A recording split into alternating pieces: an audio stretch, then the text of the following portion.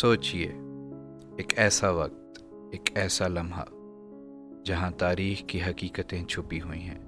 वो तारीख़ जो हमें निसाबी किताबों में कभी नहीं दिखाई गई और जिसके राज सिर्फ चंद मुहक्किकीन और दस्तावेज़ात जानती। 1947, वो साल जिसे हम आज़ादी का साल समझते हैं, मगर हकीकत यह है कि वो वक्त जो हमें पढ़ाया गया सिर्फ एक हिस्सा था, एक मुंतखब किया हुआ ज़ाविया जो असल सच को छुपा देता है।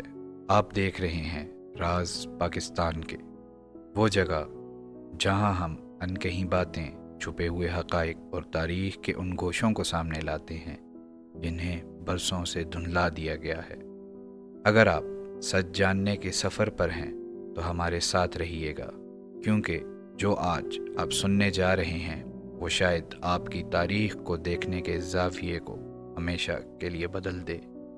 कायद-ए-आज़म मोहम्मद अली जिन्ना, वो शख्सियत जिनकी क़यादत में हमने पाकिस्तान हासिल किया, मगर उनके आखिरी दिन, उनकी सेहत और उनके मौत के हालात आज भी कई राज छुपाए हुए। वो राज जो कभी अवाम के सामने नहीं आए, और ये राज सिर्फ तारीख़ के सफ़हात में नहीं बल्कि सरकारी रिपोर्ट्स, पुरानी डॉक्यूमेंट्रीज़ और ज़ाती खतूत में भी मौजूद हैं, जिन्हें कभी छुपाया गया या नज़रअंदाज कर दिया गया। क्या आप जानते हैं कि जिन्नाह के बारे में कुछ रिपोर्ट्स कहती हैं कि उनकी बीमारी वक्त पर डायग्नोज ही नहीं की गई, तो जो डायग्नोज हुई वो भी मुकम्मल नहीं थी, ट्रीटमेंट में डिले था, और वो लोग जिनके पास उनकी हिफाजत की ज़िम्मेदारी थी आज भी सवालों में घिरे हुए हैं। हमारा निज़ाम हमें तारीख़ को सादा बना कर देता है, जैसे सब कुछ सीधा था, सब वाज़ेह था, मगर हकीकत हमेशा सीधी नहीं होती। कभी कभी हकीकत धुंध में लिपटी जाती है, और इस धुंध के पीछे ताकत के वो खेल छुपे होते हैं जिनका हमें कभी पता नहीं चलने दिया जाता। जिन्नाह का आखिरी सफ़र, वो एम्बुलेंस जो बीच रास्ते रुक गई, वो घंटों की खामोशी, वो मेडिकल फैसिलिटीज़ जो मौजूद ही नहीं, और वो लोग जो जानते थे मगर बोले नहीं। ये सब एक कहानी है जो हमें कभी पूरी तरह बताई ही नहीं गई। लेकिन क्यों, आखिर क्यों इतनी अहम शख्सियत की मौत की डिटेल हमसे छुपाई गई? क्या ये सब सिर्फ मिसमैनेजमेंट थी, या फिर कुछ और, कुछ ज़्यादा गहरा, ज़्यादा सोचा समझा हुआ खेल? क्योंकि उस वक्त सियासत के दरवाजे बंद कमरों में खुलते थे, जहां ताकत, मुस्तकबिल, सरहदें, सब कुछ तय होता था, और वो लोग जो जिन्नाह की अथॉरिटी से खौफज़दा थे शायद नहीं चाहते थे कि इख्तियार अब जिन्नाह के हाथ में ही रहे। उस दौर के कुछ लेटर्स, पर्सनल डायरीज़ और अनडॉक्यूमेंटेड गुफ्तगू इशारा करती हैं कि जिन्नाह की कमज़ोर होती सेहत कुछ लोगों के लिए फ़ायदेमंद थी, और जब ताकत फ़ायदा देखती है तो कभी कभी खामोश रहना भी हिकमत अमली बन जाता है। मगर असल सवाल ये नहीं कि जिन्नाह की सेहत क्यों बिगड़ती गई, असल सवाल ये है कि सब जानते हुए भी वो खामोश क्यों थे। कुछ पुरानी रिपोर्ट्स कहती हैं कि 1948 में जिन्नाह की असली मेडिकल कंडीशन का रिकॉर्ड सिर्फ चंद लोगों तक महदूद था, और जो रिकॉर्ड अवाम तक पहुंचाया गया वो अधूरा था, या शायद उतना साफ नहीं था जितना होना चाहिए था। कुछ डॉक्यूमेंट्स बताते हैं कि डॉक्टर्स ने क्रिटिकल कंडीशन में डिले किया, जैसा कि उन्हें कराची से कोयटा क्यों लाया गया उस वक्त जब उन्हें मॉडर्न मेडिकल सपोर्ट की सबसे ज़्यादा ज़रूरत थी। क्यों उन्हें एक ऐसे एनवायरनमेंट में रखा गया जहां सहूलत कम और ख़तरा ज़्यादा था। रातें लंबी होती गईं और उनकी सांसें धीमी होती गईं, और उन पलों में वो लोग कहाँ थे जिन पर पूरी कौम का भरोसा था। फिर वो सफ़र, जिन्नाह का आखिरी सफ़र, जो तारीख़ के सबसे बड़े राज़ों में से एक राज बन गया। एम्बुलेंस बीच रास्ते बिगड़ गई, शदीद गर्मी, कमज़ोर सांसें, اور گھنٹوں تک کوئی بیک اپ ایمبولینس نہیں بھیجی گئی۔ کچھ رپورٹس کہتی ہیں کہ اس وقت کراچی کی حکومت افیکٹو نہیں تھی، ایمرجنسی سسٹم ٹوٹ چکا تھا، جیسے کسی کو پتہ ہی نہیں تھا کہ پاکستان کے بانی اپنی آخری سانسیں لے رہے ہیں۔ کچھ لوگ کہتے ہیں یہ سب اتفاق تھا، مگر کچھ ایویڈنس، کچھ ٹائمنگز اتفاق سے بہت آگے کی چیز لگتی ہیں۔ اس وقت سیاست نازک موڑ پر کھڑی تھی، اور کچھ لوگ کہتے ہیں کہ جناح کی موجودگی کئی پولیٹیکل پلانز کے لیے رکاوٹ بن رہی تھی، اور جب طاقت کا کھیل شروع ہوتا ہے تو سچ بہت پیچھے رہ جاتا ہے۔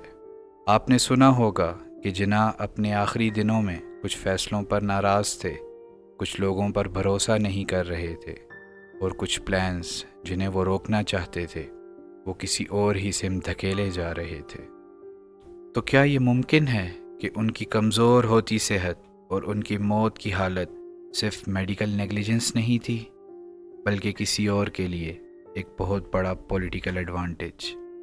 مگر جناح کی کہانی کا سب سے گہرا راز ان کی بیماری یا ایمبولینس کا واقعہ نہیں، بلکہ وہ ڈاکومنٹس ہیں جو یا تو کبھی سامنے ہی نہیں آئے یا پھر آتے ہی غائب ہو گئے۔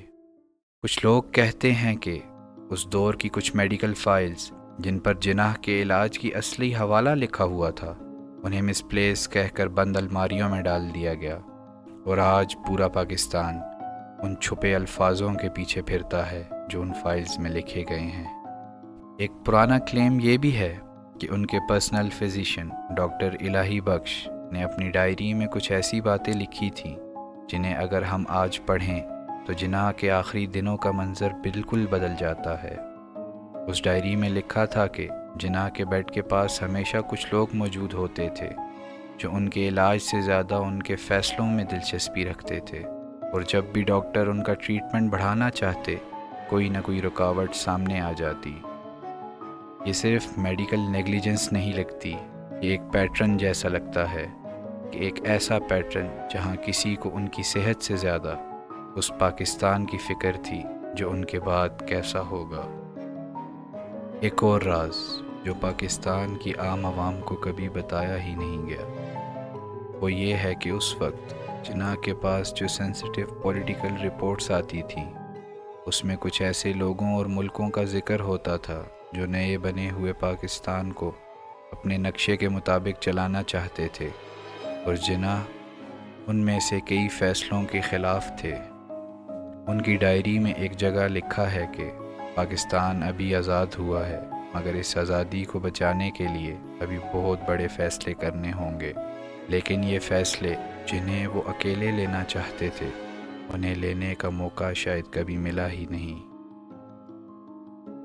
کیا یہ ممکن ہے کہ جناح کی پولیٹیکل اسٹرینتھ، ان کی انڈیپینڈنس اور ان کا ان کمپرومائزنگ نیچر کسی کے لیے پرابلم بن گیا تھا؟ کیا یہ ممکن ہے کہ کچھ لوگ جو پاکستان کے نظام کو اپنے حساب سے چلانا چاہتے تھے، انہیں پتہ تھا کہ جناح زندہ رہے تو وہ ایسا نہیں ہونے دیں گے؟ ایک اور عجیب بات جو آپ جیسے لوگ پہلی دفعہ سن رہے ہوں گے، جناح کو کوئٹہ لے جانے کا فیصلہ کسی فارمل میڈیکل بورڈ نے نہیں دیا تھا، نہ کوئی ایمرجنسی میٹنگ ہوئی، نہ کوئی سیکنڈ اوپینین لیا گیا۔ یہ فیصلہ ایک دم سے ہوا، اور پھر ان کی حالت اس سفر کے بعد اور تیز گرتی چلی گئی، اور جب انہیں کراچی واپس لایا جا رہا تھا تو ایمبولینس کا بریک ڈاؤن اتنا پرفیکٹلی ٹائم تھا کہ کچھ لوگوں کا کہنا ہے کہ یہ صرف ایک ایکسیڈنٹ نہیں بلکہ ایک ڈیلے تھا، ایک ایسا ڈیلے جس نے ان کی جان سے زیادہ کسی اور چیز کو وقت دیا۔ اور پھر ڈاکٹر کا نہ آنا، ایمبولینس کا بیک اپ نہ بھیجا جانا، اور کئی گھنٹوں تک کوسٹل روڈ پر قائد اعظم کا بے سر و پا پڑھے رہنا۔ کیا یہ سب صرف سسٹم کی کمی تھی، یا پھر سسٹم کو اس وقت کسی اور نے روک دیا تھا؟ کیونکہ کچھ لوگ کہتے ہیں کہ جناح کی موت کسی وجہ سے نہیں بلکہ کسی کے لیے ہوئی۔ اللہ حافظ۔